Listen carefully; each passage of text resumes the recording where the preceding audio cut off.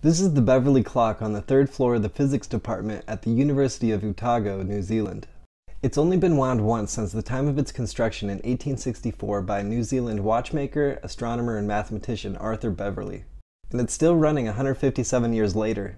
Unlike most weight-driven clocks, the Beverly clock doesn't have to be manually wound because it uses changes in temperature and atmospheric pressure as a mechanism to wind itself.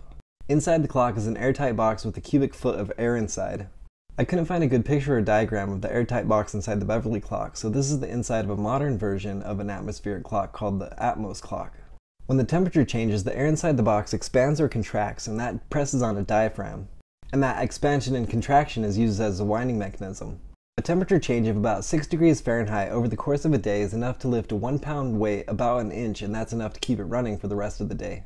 Although it's only been wound once since its construction, it hasn't been running continuously. Every now and then, the clock is stopped by the physics department to clean or calibrate it. But sometimes the physics department moves location and the clock moves with it. And sometimes there isn't that 6-degree change in temperature that it needs for the day. But when the repairs are done or the temperature goes back in sway, the clock sparks right back up.